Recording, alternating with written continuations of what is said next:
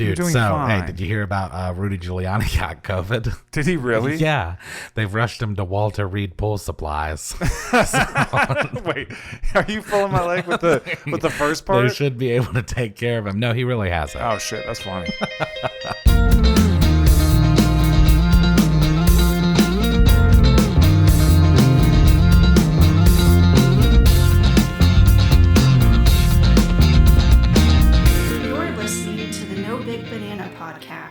Welcome back to the No Big Banana Podcast. My name is Charles. My name is Justin. And we missed it last week. I'm sorry. We dropped the ball. It only took us 11 months. Yeah, I know. Dude, we've been I think doing we this for a did pretty while. well. I was thinking about that. I was like, well, we can afford to miss one because we've just been so dang consistent. It really has been like a long time that we've been doing this. Yeah, since I think we started we recorded like second or third week of January. Oh my God. So yeah. So we've almost been doing this a year. Holy shit. Yeah, man. Time, it just goes. Flies. It just flies by. So we were just talking a lot about Hades. I like that game a lot. It's really good. I recommend it highly to anyone. Oh, yeah. Let me tell you question. about this. Sure. So I've been playing Assassin's Creed Syndicate. Okay. And I just beat it the other night, and then I got the DLC for Jack the Ripper. Nice. And I haven't played it all the way out yet, but I actually just started it. But you start, the first thing you do is you're Jack the Ripper. Oh, shit. Okay. Chasing down. So the two twins are Evie and Jacob. And the original story that you play is set in the late 1860s, in like 1868. So at the height of the Ripper murders, it's like 20 years later. Gotcha. And so your characters are older. It's actually really cool. That's actually really dope. And then I only ever played the first Assassin's Creed. Really? Yeah. You never played 2 or 3? No. Well, because like it ended up like for me, and it kind of just became like Grand Theft Auto. Like it's one of those games where like at least the first one, and I'm sure it's better now, but like you get to a point where it's a lot of like cutscenes, like the quick time action events, or like the way that you go about killing somebody, like it feels very like over and over and over and over and over. You know what I mean? Like it gets to a point where it's like, oh cool, he's doing that same thing that he does. He like dropped down, pulled the dagger out of hit him in the throat, and then got up. It's the same like little mini cutscene every single time you hit the button. Yeah. So like I'm sure it got better since then, but like the first one, I don't know, man. I think I would argue it's probably gotten busier. It's kind of like that with like the Arkham games. Yes. Where it's like it just kind of like becomes mindless, and I prefer to like be more involved in like what I'm doing. The Batman games are like that too. Yeah, that's what I meant. Arkham. Yeah. Yeah, the Arkham Asylum, Arkham Knight. Okay. Yeah. That's what I'm talking about. Yeah, dude, and the counter system in Batman is the shit, dude. Oh my God, it's so fucking good. And that's the best thing, honestly, about Assassin's Creed is the counter system. Right. So good. But yeah, it got busier as far as like cutscenes. Yeah, there's a lot of like, you do this, like one of the things in the Syndicate you do is like a steal cargo. So like your gang is the Rooks, and then the enemy gang is the Blighters. And so like Blighters will be like running shit through the streets. When you're a Rook all the way? Yeah. Sorry. You can just go steal their shit. You just go steal their carriages and then turn them in. But then it's like you got to wait for the little cutscene, and then there's a lot of that. And I respect that. Like I'm not against it. It's just like when I go to what I think is going to be an action game, and I get a lot of I guess that's why I like the Soulsborne games a lot. Yeah, because it's very much like there's no like, I think in Bloodborne there's like 5 cutscenes total. Oh, really? Yeah, there's like nothing. Yeah. That's cool. I do like that. I do miss that about like retro gaming, about like, and I do think that Aaron's Mega Man video breaks it down the best. 100%. Yeah. But it's Same just with the like Zelda one. That ability of games then for you to have to figure it out, for it to teach you as you played, as opposed to like Bloodborne, Mega Man, like Mega literally, Man. dude, dog. Literally in Bloodborne, you wake up in the clinic, you go downstairs, and there's a lycanthrope, and it kills you because you try to fight back and you can't do shit to it. Yeah. And then you wake up in the hunter's dream, you get a weapon, you get a trick weapon and a gun, and you go back and you like 3-shot him, and it's like, okay. And it feels really good, like it's kind of like, to Aaron's point with like sequelitis, it's like the exploration and the combat are contained in one. Yes. There's no like split between the two. There's no real like taking you out of the immersion of the game, right? Because there's no pause, there's no like map, you know, like you're just kind of like it helps you kind of filter into that role as opposed to like feeling like you're controlling a character. Yeah. And so for a game with like really tight controls that moves very like smooth and like is very quick and fast paced, it feels really good. So, but sorry, you were talking about Jack the Ripper earlier, and that reminded me of. Have you ever watched any of the Fate / animes? No. Okay. Some of them are pretty good, actually. They're really solid. I don't know what those are. So basically, the idea of Fate is there is a holy grail, right? And so it's a contest between like I think 7 magicians who use artifacts throughout time to summon heroes to fight with them to try to obtain the holy grail. So like there's a saber, a berserker, a archer, a lancer, a rider, an assassin, all these different classes. So it'll be like historical characters like from actual history. So like you'll pull up Gilgamesh and he's a lancer, or like it'll be Shakespeare and he is a like magician. Oh, that's cool. So it's like they bring out these characters. A lot of times, like the best one is always like from the Round Table. So you get like Sir Arthur, or Lancelot. Right. That's dope. So like, and then they go and they fight each other. So it'll be like Hermes versus Charon, and they're fighting. Yeah, you know what I mean. I want Genghis Khan, son. Put that guy on my squad. Fucking in Apocrypha, which is 2 teams of 7 fighting, and then the final 7 have to fight. It's like this huge like war, and you get like who should have been the main character is Mordred. She's the daughter of Arthur, and like also in that show, like Arthur and her daughter are female, but they refer to themselves as males because they're king. So it's like King Arthur, but it's like it's a pretty hot chick. It's a hot blonde chick. Like, let's be real. Anyway, what I was getting at, you were talking about Jack the Ripper, and in Apocrypha, the assassin on the black team is Jack the Ripper, and it is like a child. It's like a 12-year-old girl. Wow. Which is really creepy, and she's got like a mom with her, and like she goes and she like literally eats people's hearts and stuff. Like, however strong like their legend is, creates more power. So like obviously, like if you're in like fucking the guy who was Vlad the Impaler, when you're in his domain, like in his kingdom, he can stake anything in it. So you can just like summon cool. stakes everywhere and shit. It's awesome. But Jack the Ripper is like a 12-year-old girl, and it's like cool because it's creepy. And then they put her in like this weird lolly suit where it's like just this like really thin, skinny, like little bikini bottom, and it's like she is like 12.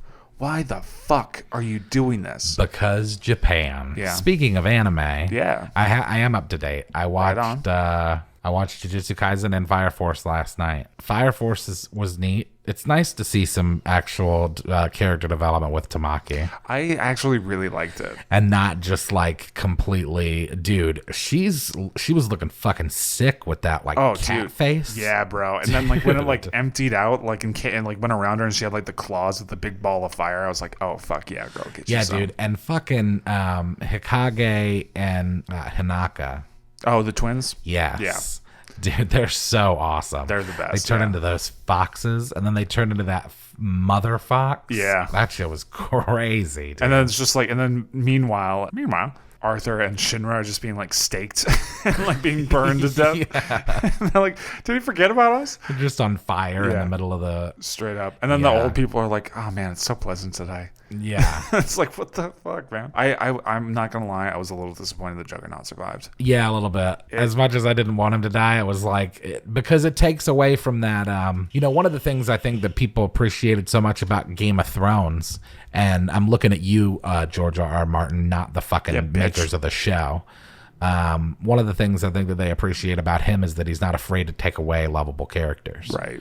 That's a very, very bold thing for a writer to do. Just like, it'd be like if Rowling like killed Harry in like book 2 or something. It's like Martin did that kind of shit. And the thing that I appreciate that about from a standpoint of like suspension of disbelief is that, that's reality. Right. People die just for no reason. Yeah. And they're like great people. There's no pro-tag like, armor. There's no, nobody's safe. Bro. That's the reality. And so like that's I was kind of hoping that would happen with Fire Force as much as I like Juggernaut, but Akameka kill is Game of Thrones the anime.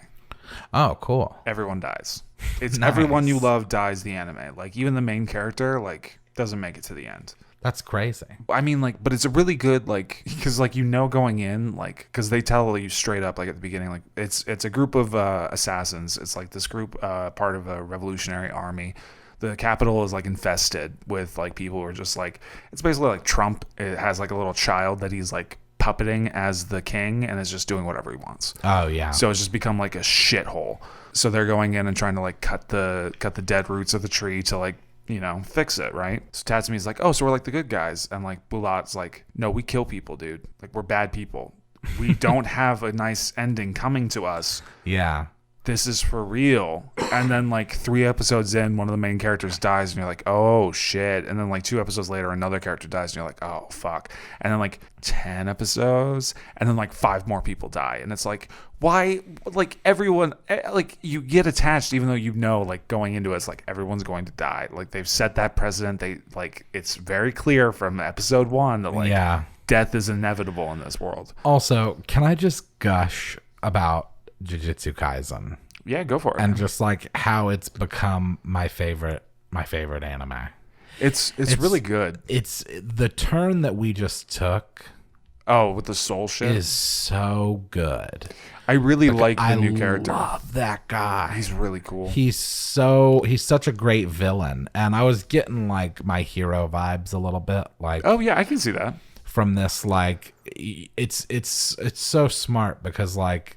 For one thing, we haven't seen a whole hell of a lot from like what the good guys can do. Right. I mean, obviously Goju is like a badass, but we haven't seen to the same extent as we have with the curses. It's been heavily curse based. Like we've been seeing the curses. And so now we get this guy who's like the representative of he's like All for One. Kind of, yeah. He's the representative of the evil side of the magic of the world in which we live. I'm also really excited, like the guy like that he's up against. I forget his name, but the one with the glasses.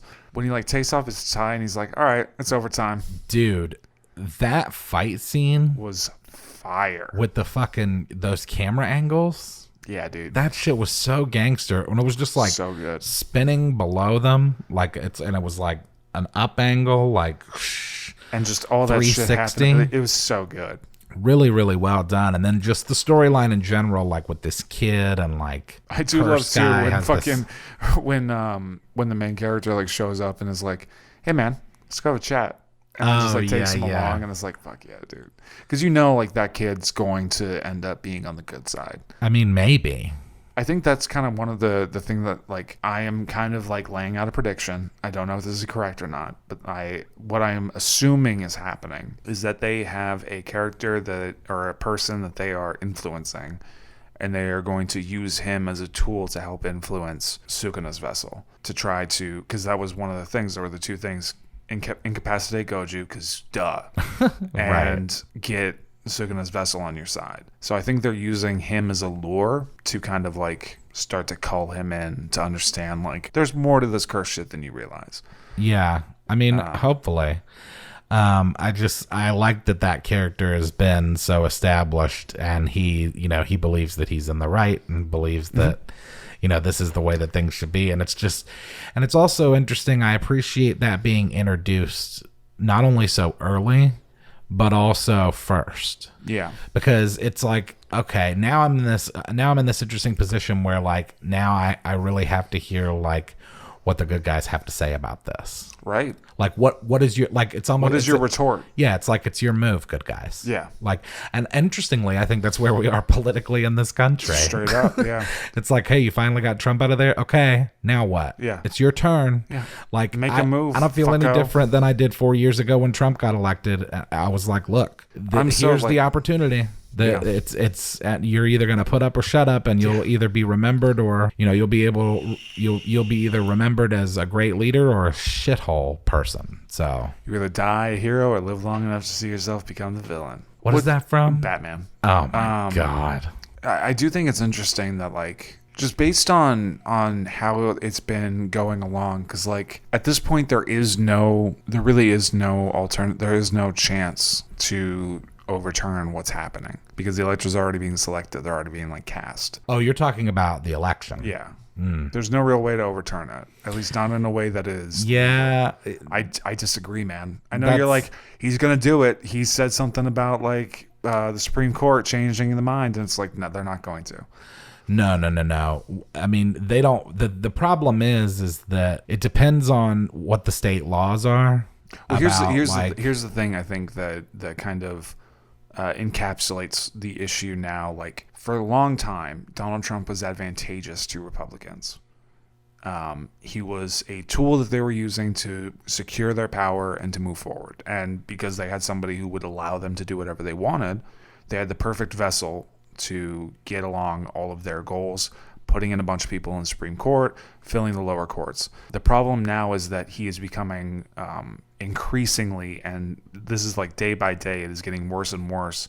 He is becoming more of a detriment to the party than a positive. Because at this point, like, he went and did a rally for the two people in Georgia who were trying for the runoff. And the entire time they were talking, the entire crowd was yelling something to the effect of, like, you should help Trump. Let's help Trump. Like, it had nothing to do with them. And it's becoming disadvantageous to Republicans, especially, like, now that, like, we're seeing the impact of Donald Trump instilling a feeling of helplessness in the system, to where now, like, they are going to get slaughtered in any election coming forward, because all of the Republicans who are like diehard Trump fans don't believe in the process anymore, and they're not going to be involved with it because it has nothing to do with them. Right, but I mean, those are people like Jim Jordan and Mitch McConnell and Lindsey Graham. Like, those are people who, it's hurting them at this point. Like, it was advantageous for them to take advantage of Donald Trump before. It is no longer the case.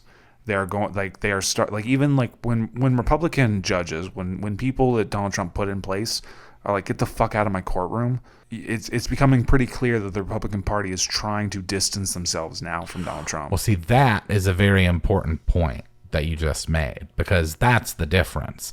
It's not as if Donald Trump has just all of a sudden turned into a problem for the Republicans, because Donald Trump has been a problem for the Republicans since we found out he said grab him by the pussy. Right. When you're talking about, like, from just like a regular sane citizen's perspective, right, he's been a problem since then. Sure, yeah. He is only in recent days, and I mean days, right, seemingly become a problem in the opinion of said Republican Party. Right. So up to this point, in their opinion, he's been beneficial for them. Yeah.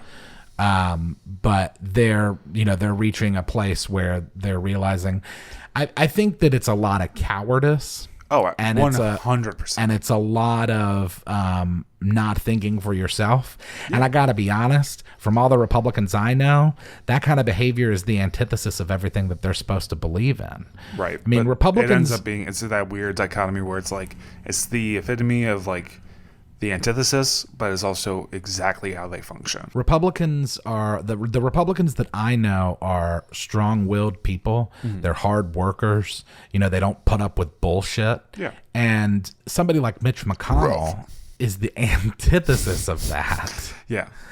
I think that's the only time I've been happy that sound happened, is that when I'm saying Mitch McConnell. That's good. Ralph. He's awful. Yeah, but I mean, it's so weird to me that all of the, like, I also read an article today that said that some federal court just upheld the Trump administration taking $3.6 billion from the military budget to pay for the wall. Right.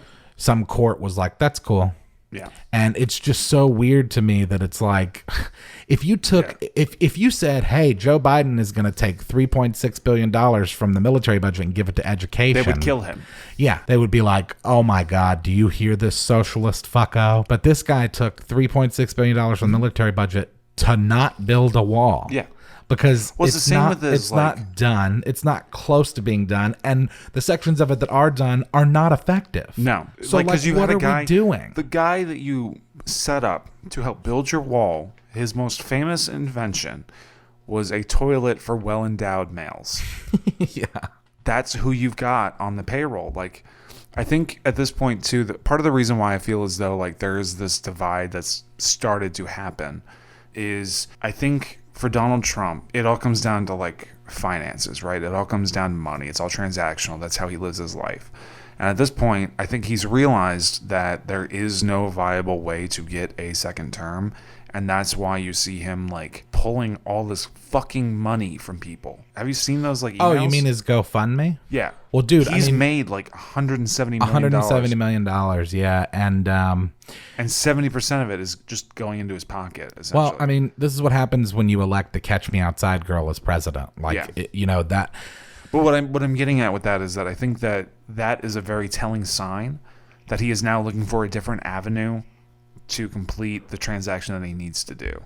Yeah. Because I felt for a while that the only reason, because he's not happy doing Isn't this it job. Bizarre that he's just asking for pardons? Yeah, right. Like and Michael Flynn pardons? immediately was like, "You should throw a military coup." Oh yeah. And I was like, "Well, no shit. Of course he did." Well, I think that idea is probably going to start getting some more. I think it's going to start getting more steam, but I don't think that it's going to happen.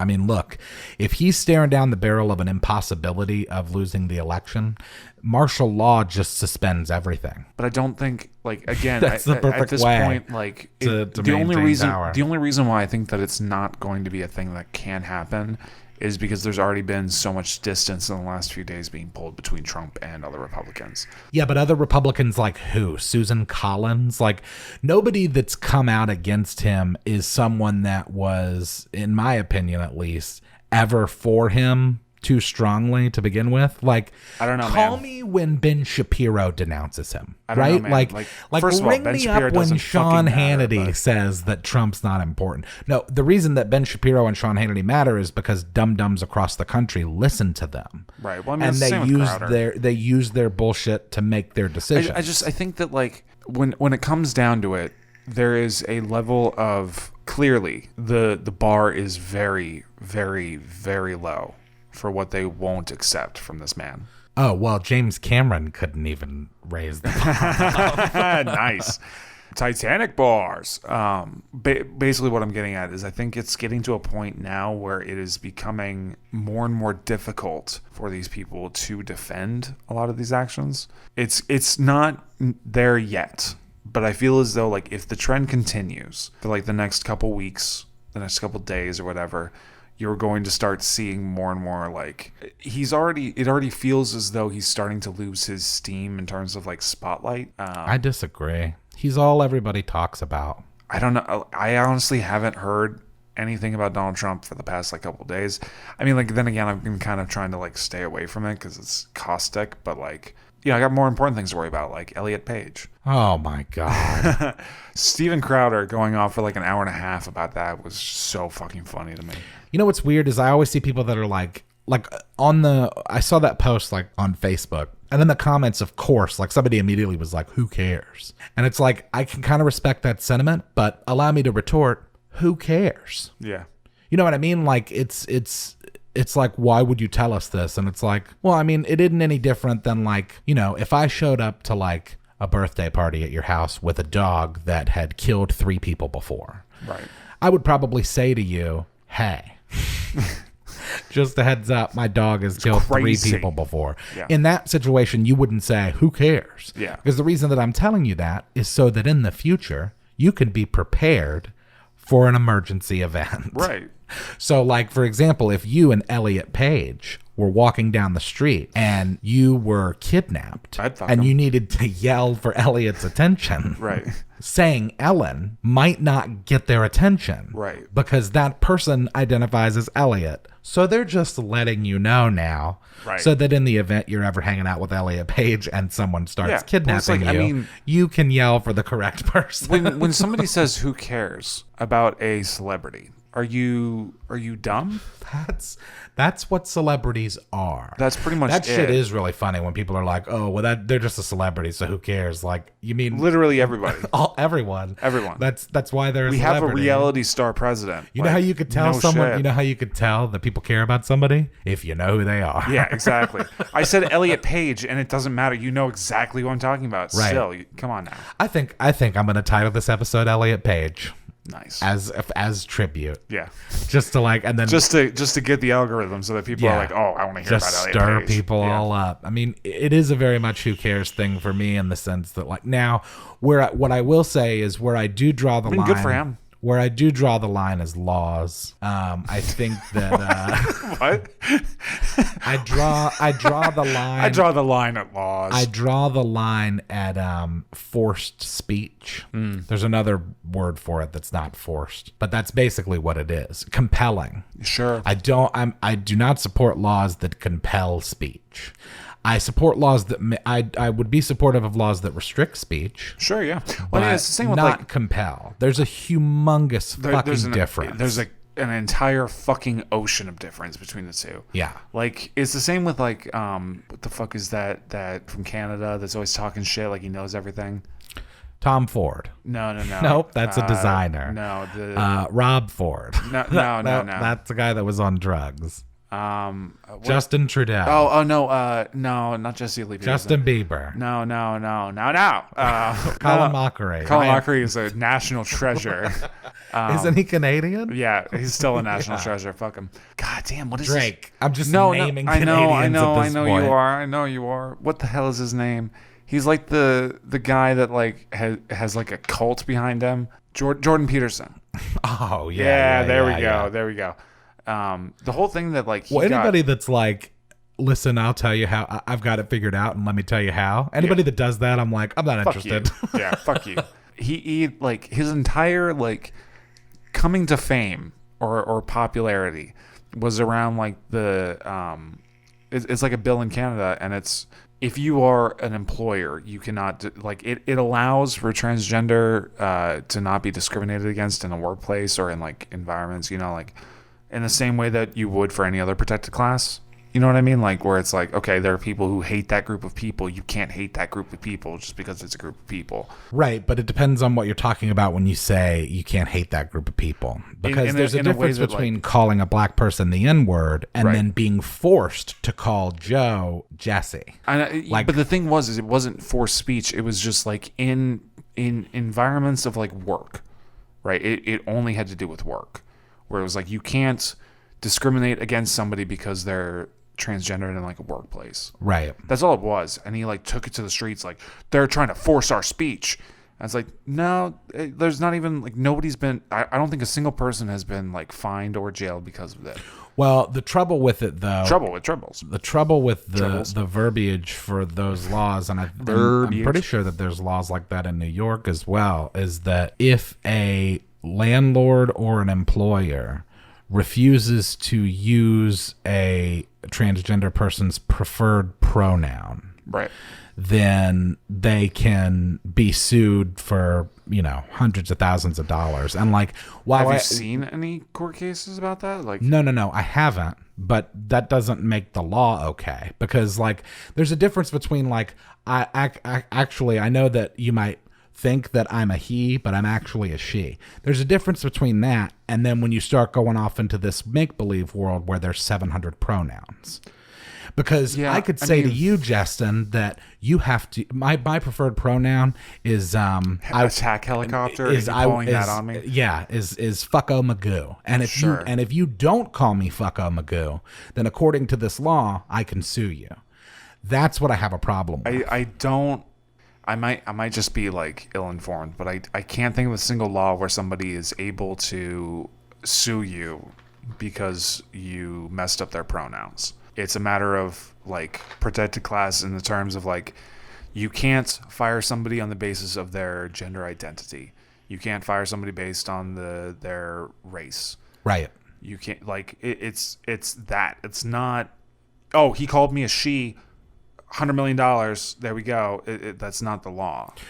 Well, so like when I think it's just can't confirm or deny that. I'm pretty sure that there is legislation like that in New York. Right, but I mean, like if there was legislation like that in New York where somebody could sue somebody, like people would do it. People in America are sue happy. You would hear stories all day, every day about. Maybe they are doing it, and it's just not being reported on because it's not that spicy of a story. I don't know. I think there are plenty of outlets.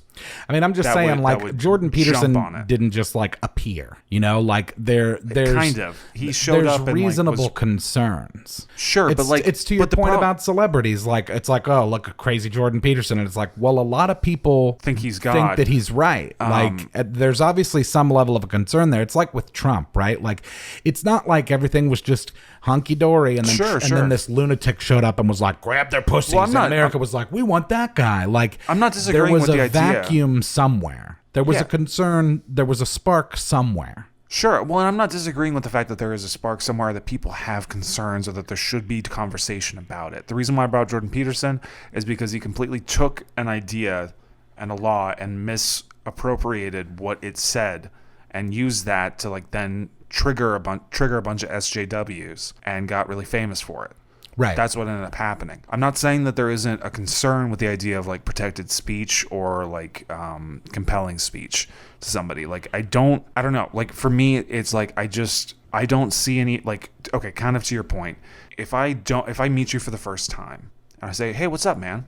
And you tell me that you identify as a female, and then I intentionally do it again, then somebody I feel is allowed to be mad at me for that, right? Like, but if I don't know, then it's not like a matter of me being aggressive or disrespectful. It's a matter of not being aware. So like, in my eyes, I think that like, I don't have a single problem with any pronoun you want to throw out. I don't have a single problem with whatever identity you want to be.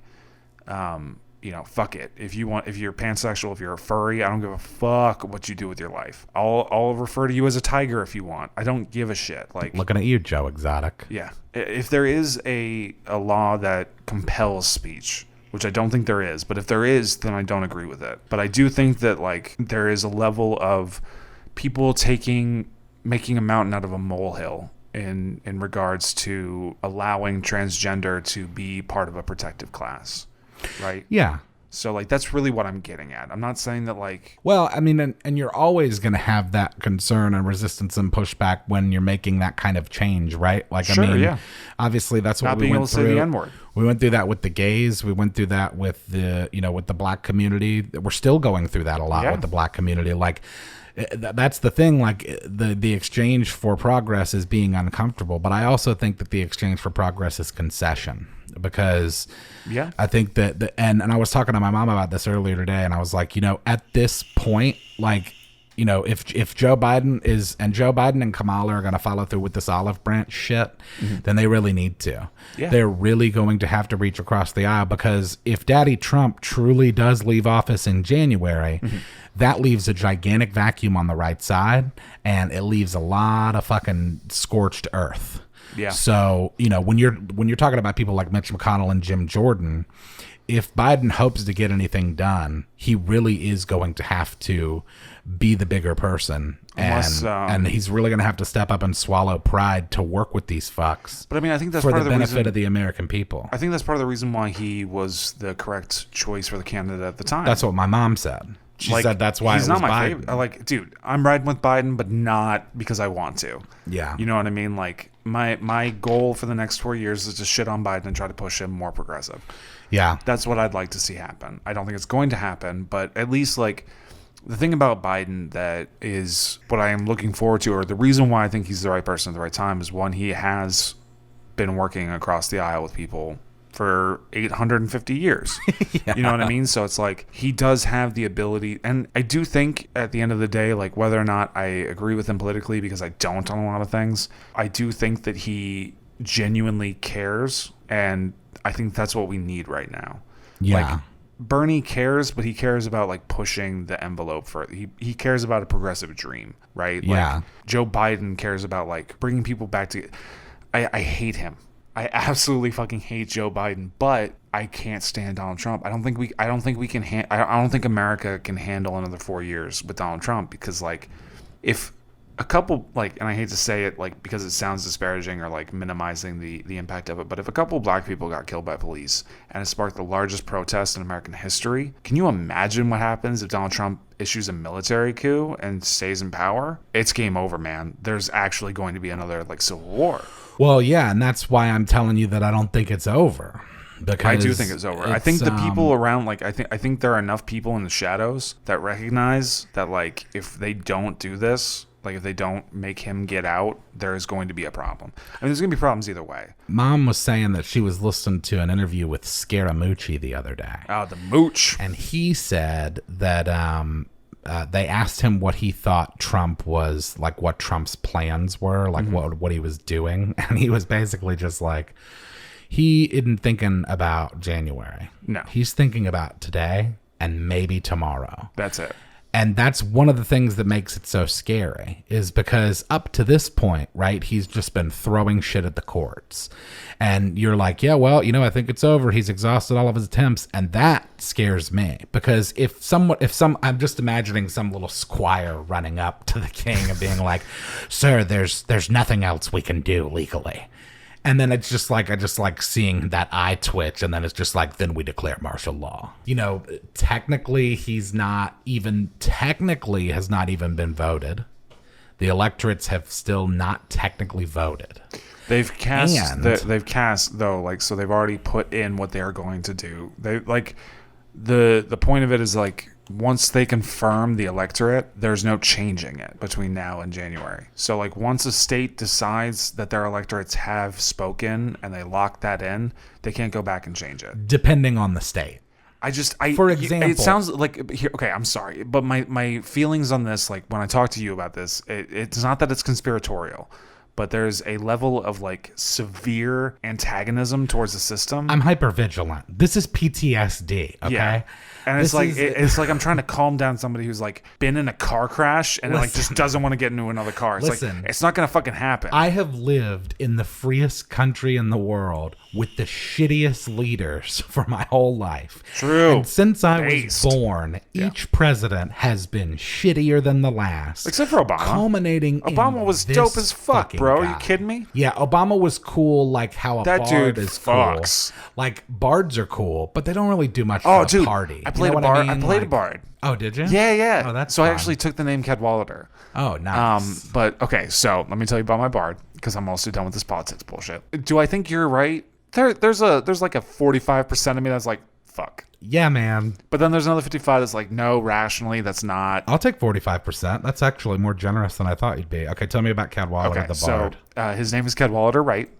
Nice. And basically, he is a bard who is incapable of playing music. Okay. Cute. So, like, and I based his parent, like, because I didn't want to go the dead parents route. You know what I mean? Now, when you say incapable, like he's bad, or he just like can't play instruments? It's his flaw. He is incapable of playing any instrument known to any mortal kind throughout the ages. That's awesome. I actually wrote it in. I was like, Alex was like, well, we can give it. And I was like, no, he cannot play any instruments. It just bursts into flames when he touches it. Okay. Like, he can't do it. Nice. And so, like, but I didn't want his parents to be dead, because, like, fuck that trope. He's also not a horn dog. Cool. I like flipping up the tropes a bit. So I took Q from Mississippi Demon King Academy, and his parents are extremely doting. So, like, the idea is that, like, they are his last name is Wright, so his parents were in a very well-renowned band called the Wright Stripes. So they're, like, really talented musicians.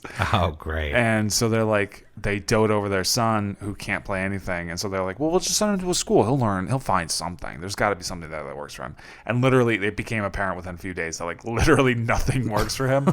So that cynical outlook of not being able to play any instruments gave him the inspiration to find his true calling, his true medium, which is stand-up comedy. Of course. But he's terrible at it. Right. So, like, but it works. Like, he's able to use it for his bardic inspiration. So, like, he just tells, like, dad jokes. Like, gonorrhea would have been a really good name for anti-diarrhea medication. Stuff like that. Nice. Which is also super true. Like, yeah, that is true. Come on. But, like, so I even have, like, in my notebook, I have a set list. Like, I have jokes that I've been writing for it. So we flavored it.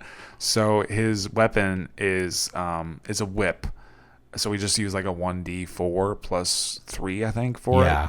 But it's a microphone and a cable, so I like whip my microphone around and smash people with it. It's pretty great. Dude, okay, so let me tell you about Star Wars, because we haven't spoken in 2 weeks about D&D. So we've played, I think, at least one session since then. Okay. First of all, Bravo finally got to fuck shit up. Nice. Finally got to kill a bunch of people because we killed this Jedi on Kashyyyk. Oh, and you'll appreciate this joke. This is funny.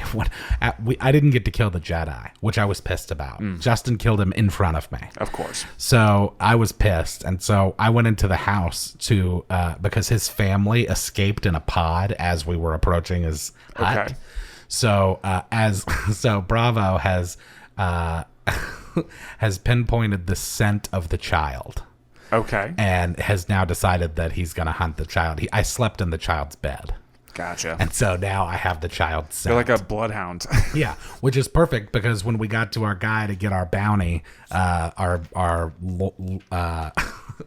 evil Empire bad guy, which Jay talked to, which is fucking hilarious because he's the Bothan spy, and he's kind of like a Han Solo type character, but he's the least evil of us by far. Okay. And so he's just very like, hey, how you doing? Like, it's like talking to this evil emperor guy that's like, find the child. Yeah. Like, destroy the child. Yeah. When we were leaving Kashyyyk, there was this fight of Wookiees. There was a Wookiee resistance force Okay. fighting against this group of Empire soldiers. Nice. And so half of our party attacked the Wookiees, and the other half attacked the Empire.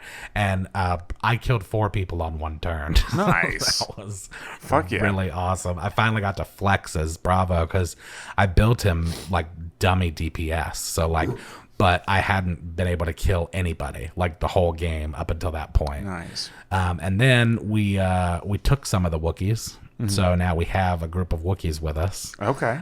There's like 8 of them. Jeez. And I have started becoming a dictator. This is the start of my cult. Gotcha. This is the beginning of Bravo's. He refers to the Wookiees as units. Gotcha. He numbered them. It makes perfect sense. Yeah. It was really great. And Justin and I almost got us killed. I almost got sucked out into the vacuum of space because we were trying to open the back door without. We weren't supposed to open it. One of the characters in the campaign that I'm playing, we're doing the Sunless Citadel. I'm really excited about it because it's like an actual campaign. Like Alex has been putting in work.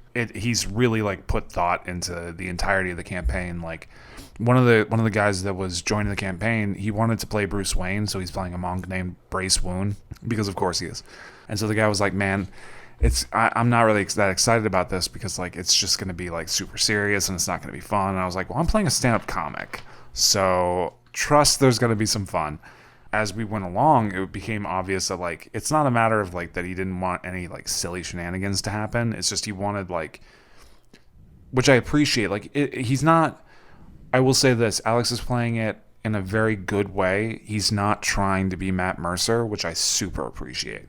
Well, yeah. Like he's doing it in his own way, and like in his own way is really killing it. But he's very much like trying to make sure that like the actual story that's being told here is actually like sufficient for like there's a reason why they're there. Right. There's a reason why they met up. There's a reason why we're doing all the things that we're doing. It's not just like, hey, we're heroes, let's go. Yeah, yeah. You know what I mean? But like so we went down to the Sunless Citadel, and there was a moment where like, and I got super excited, dude. I was like super proud of myself because there was like a locked door, and I'm proficient with thieves tools, but I can't afford them.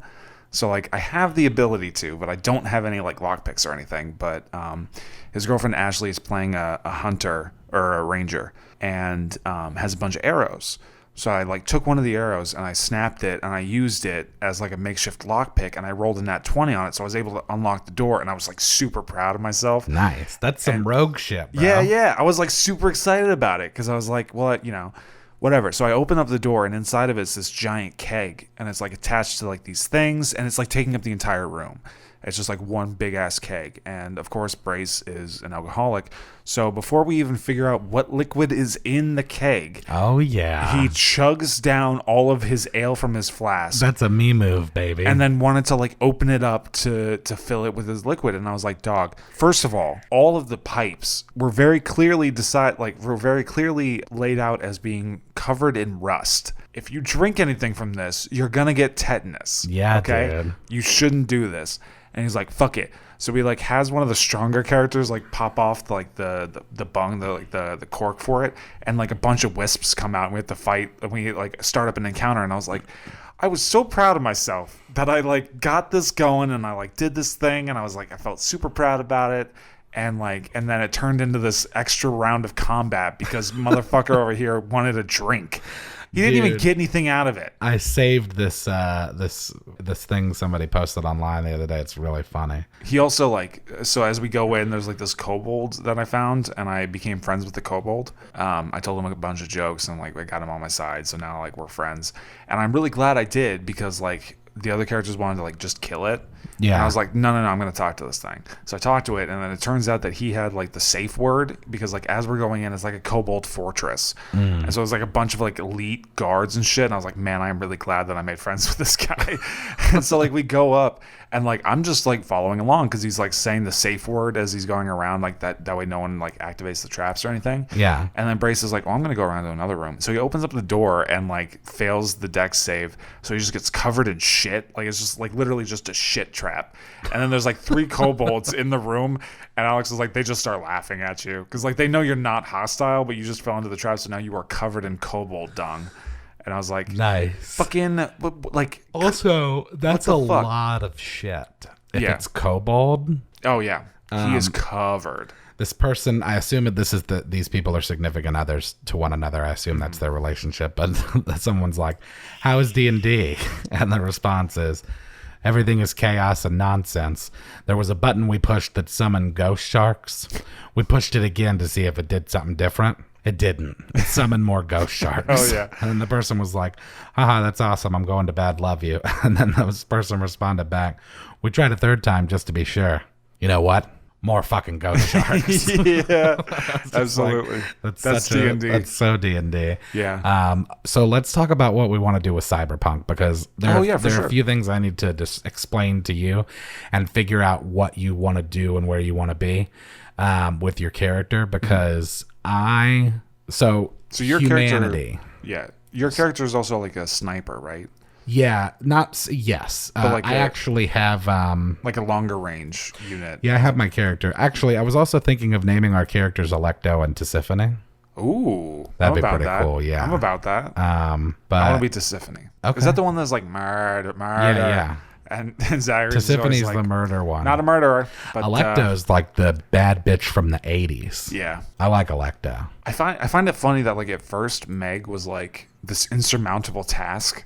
Like when I first started playing, and now it's like, oh, thank God it's Meg. Yeah. Because the other ones are so much worse. Like, really? Oh, dude, fucking I destroy Tisiphone. Tisiphone's not a problem at all. Electo's not that bad either. Electo just pisses me off because she like throws out those blades everywhere, and like I usually play like close range fighter, so it's like damage. You just got to kill her before she gets to him. Yeah. But like I find Meg to be like the easiest one to take down at this point. Man, I actually put Tisiphone on here because I thought that you would want Electo, but that works for me. No, I'll play Electo. So I just like the name Tisiphone more. But I'll be Electo. No, just be Tisiphone. I'll be Electo. Okay, I wanted to be Electo. Okay, cool. Then that's fine. I was what do they call it? I was deferring. Gotcha. I wanted Electo, but I was gonna tell you the idea first and see how you responded, and that's good because I want to be Electo. Cool. Works for me. The way that humanity works, so you have 10 ability scores. Okay. Whereas you have 6 in D&D, you have 10 in this, Jesus Christ. it's heavy. You have this is, first of all, for anyone listening, just for reference, this is Cyberpunk Red. This is the one that just came out. Nice. And we're going to be playing it. Yeah, we're going to be playing it on the day after Christmas. Fuck yeah. Okay, so you have intelligence, reflex, dexterity. So reflexes and dexterity are different. Interesting, but okay. Well, because dexterity is for stuff like evasion. Reflex is for like shooting guns. Oh. I would have thought it would have been the opposite, but... Yeah, I'm not totally sure how they built it out. But then you have tech, you have cool, which is like your ability to like, it's like your cha, basically. Okay. You have will, luck, move, and body. Interesting. Okay. And then empathy. And so empathy, I think it's kind of like charisma. I'm not entirely sure how the empathy system works, but what I do know is that your humanity score determines what your empathy is. So I have a 6 in empathy, but I really only have a 4 because I have some cybernetic shit. Gotcha. And so the way that the cybernetic parts work is that you have riveting content. You have internal cyberware, which is just like basic stuff. There's fashion wear. Okay. Which is just stuff you wear. Oh, also Cadwallader has leather armor that he has fashioned into a 3-piece suit complete with bow tie. Oh my god. Okay. You have external cyberware and then Borgware. Borgware, I think, is for like stuff above. I just like standard cyberware. Then you have your cyber audio suite. Resistance is futile. You have a right, or you could do a right or a left cyber eye, a right and or a left cyber arm. I would like to. Okay, so like, and then legs. What I would like to do is play like a brawler class, kind of like how Cad was. In Wicked Pax. Yeah. It was like a very like just straight up like barroom brawler kind of character. So I think it would be fun to have like cybernetic arms. I'm trying to think of what is available for the arms because it's interesting stuff. It's very specific, but the way that it works is like you have a set number of humanity points based on what your empathy score is. Mm-hmm. So if you have a 6 empathy like I do, so your hit points are based on your empathy? Not your hit points, your humanity score. Got you. Okay, so I was like, wait a minute, what the? If your humanity is like 60, if your empathy is 6, you multiply that by 10, and that's how many humanity points you have. Okay. Anytime you install cyberware on yourself, you remove points of humanity, and your empathy score in turn goes down. Got you. So because I have on a cybernetic eye and then a couple of other things, I have 43 of my 60 humanity points, which means I have 4 of my 6 empathy points. Gotcha. Okay. And so sense. The way that it works is that cool, most things it's about half and half. I'd say about half of the things you don't have to get a prerequisite for it. You can just put it on yourself and take whatever the humanity loss is. The things like the arms and the eyes. Level 1. Yeah. Okay. The things like the arms and the eyes and the neural link and stuff, you have to have that installed first. And it has its own humanity loss. And then you have the humanity loss on top of that. Gotcha. So it's like you need the baseline of deduction and then you get a secondary deduction because of the addition from. Okay. Yeah. So I have a teleoptics eye, which allows me to see in detail up to 800 meters away, and it gives me a +1 to aim shots against targets 51 meters or further away. Damn. And it is 3 points of humanity loss, but in order to have that, I have to have a cyber eye, which costs. Okay, yeah. So it's like the prerequisite for the. Yeah. It's like components for a spell. So you would have to, for example, in your case, have an arm, and then you would get whatever So it's 7 points to have an arm. Gotcha. And within it, you have 4 option slots that you can put stuff onto it, but each of those things have their own humanity loss cost. Gotcha. So here's some of the arm things. Okay, so I've got a question for you then. So in terms of like humanity, does that kind of like if I am a character with very little humanity, am I still like, it's not like I'm crazy? No, I think the way that it works is that I think it's as long as you're above 0. You're okay? Yeah, I think so. I'm not 100% on that. We can find, I'm sure that, it's all available in here, but I'm pretty sure that from what I read, like it's not really a problem unless it's under 0. It just makes your empathy low, which, I'm sure that comes into play with rolls. Oh, for sure. Yeah. So, it's an exchange. Like interaction. Yeah. Yeah. But I think that as long as you don't go below 0, because I don't mind because I kind of want to like be as low on the humanity scale as possible, especially if you're Tisiphone. Yeah. You should just be like it'll be like Full Metal. Pretty much, yeah. I'll just be like I have like halfway decent social skills. I have none. But you're just like you're basically a cyborg. Yeah, me. Yeah. Just say murder. Yeah. So that's kind of like what I'm thinking I want to do, because like I want to do like because I actually really enjoyed when we were doing Wicked Pax, kind of having the because I never when I play D&D, typically I make like a standalone character and I don't really have any like intent with like any kind of like association or connection to other players. Right. So like having that like kind of a team, like a tag team kind of thing was a lot of fun for me because I had never really like played a character that came into the campaign with another character. Oh yeah, man. You know what I mean? Dude, So, like, my buddy characters are my favorite. Yeah, I've never really done that before, so it was really not like even like with CAD, like in the campaign I'm running right now, it's like I was just doing a show, and like also part of the reason why he's adventuring is because like his parents will love him no matter what, and he knows that. But he doesn't want to go home until he is feels as though he is living up to the expectations or like what his parents think he is, right? So like he doesn't want to go home until he feels that he has met their expectations, even though no matter what, he's already surpassed their ideas. So like in his backstory, whatever, his goal is he's doing like odd jobs around town. Because one, it helps him improve his ability like as a bard and better at stand-up comedy, and two, it actually pays bills because his shows are not paying the bills at all. And so like his goal at the end is either A, become a world-renowned like comedian and poet, or B, make enough money to convince his parents that he has become a world-renowned comedian and poet. So I think he's just going around town just like doing shows, but he's really just doing odd jobs and like killing people and shit, like, to make money while doing shows on the side. I thought what could be a cool arc for us as Tisiphone and Electo is that our sister Meg's been kidnapped. Ooh. So like we're actually like 3 girls that were bred and raised as assassins, and Meg is our older sister, and she's been kidnapped. Yes. So we're like looking for her and killing anyone we have to get to her. Dude, that's one of the kind of circling back over to Akameka kill. The titular character Akame, who doesn't appear to be like the main character at all, like Tatsumi is like very clearly the main character in the show, but Akame has a sister. They were both like bought as children and raised as assassins in the capital, and then eventually like they split off. Like Akame decided to join the resistance and like the Revolutionary Army, and her sister took that as like abandoning her. So like they both have a very high level of like they need to be the one to kill the other because they love each other. So like there's a scene where like it's really early in.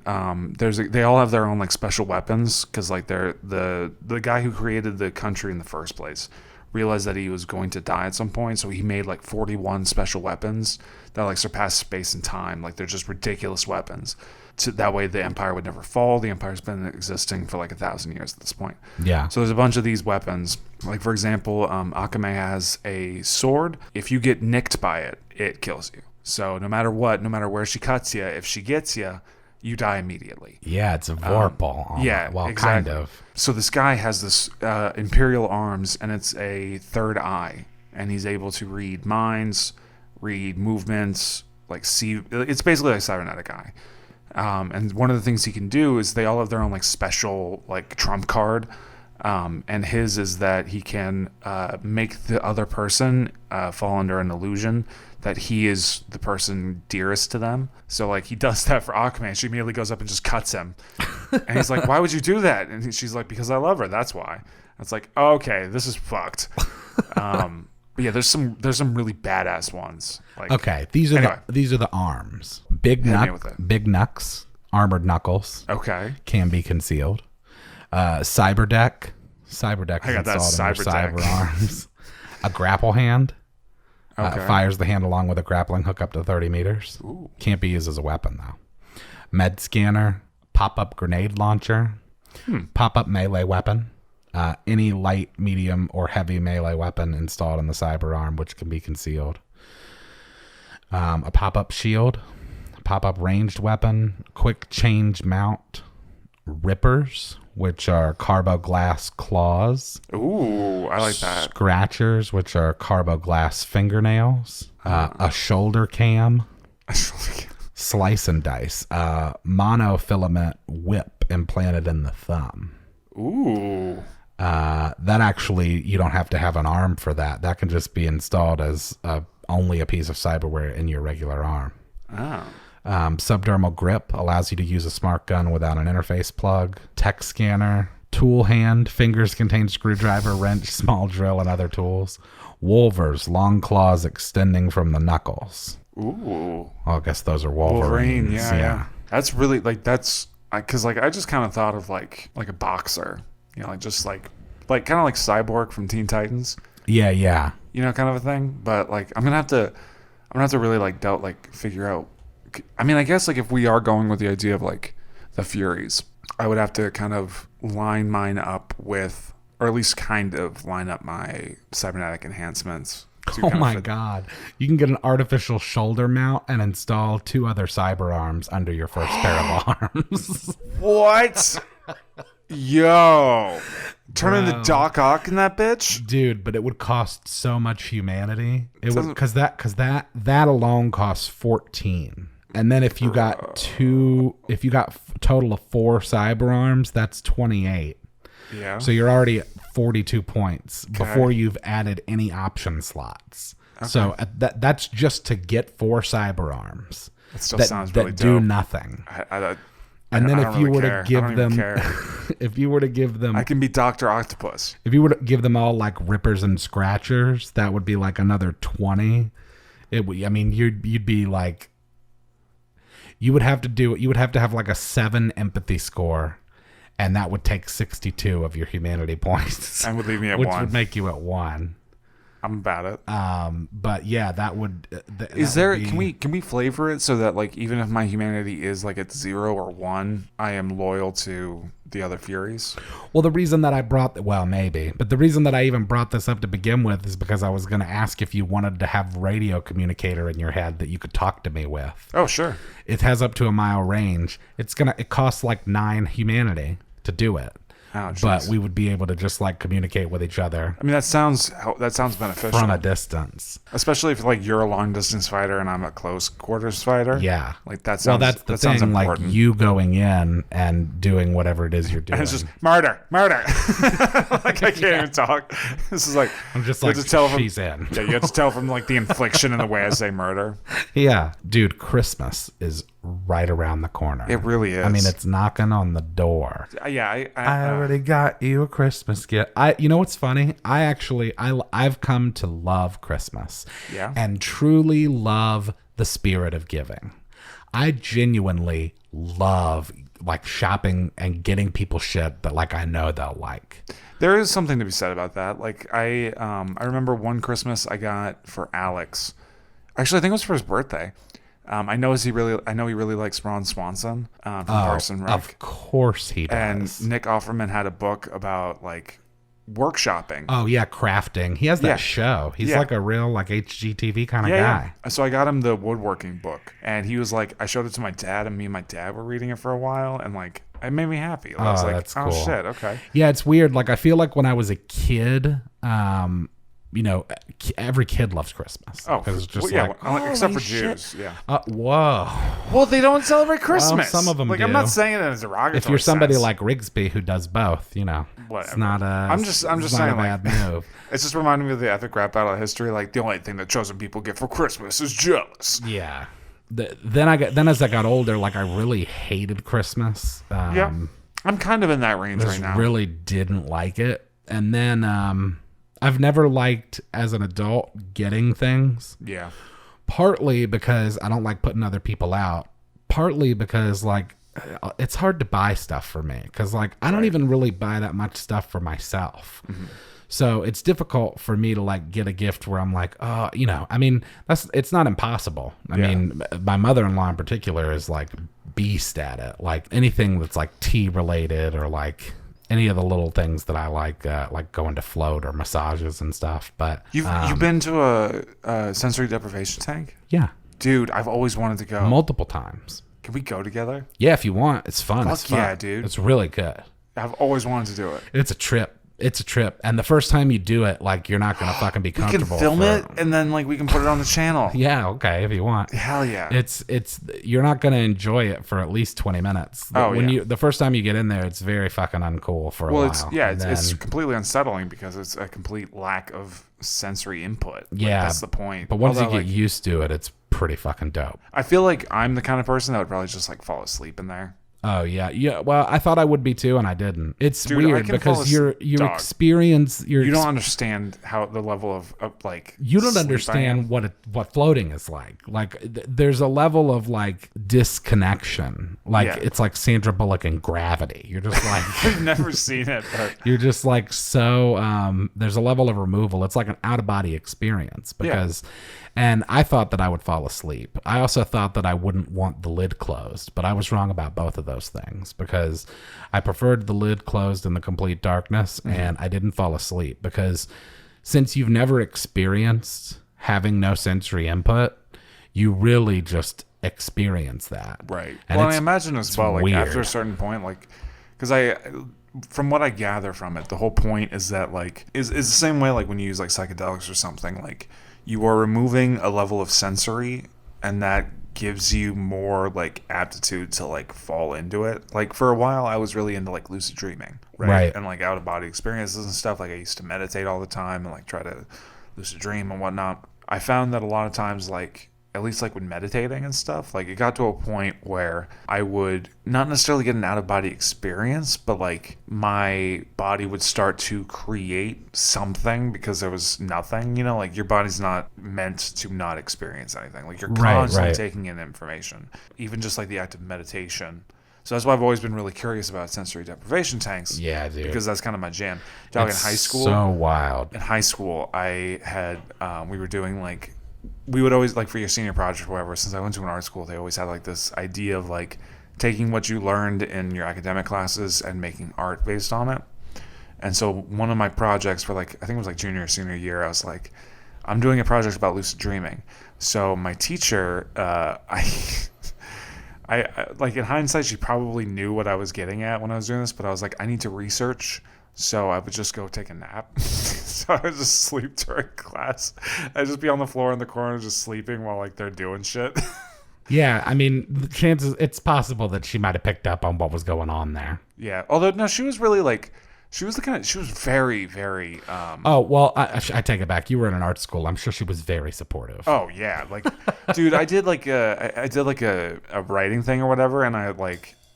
Okay, well, never mind. Yeah. Now you're never going to know the end of that story. Yeah, you'll never know what it's, and you never will either. Yeah. And then you'll listen to this later and be like, God damn. no. That's fine. If you want, you could save it for next time. Fuck that bell twice as hard. Listen, Christmas is coming up, folks, and also COVID is still rampant. Stock the bell stuffing. Let's not get complacent Stuffing? and start acting like COVID's gone just because Trump's gone, okay?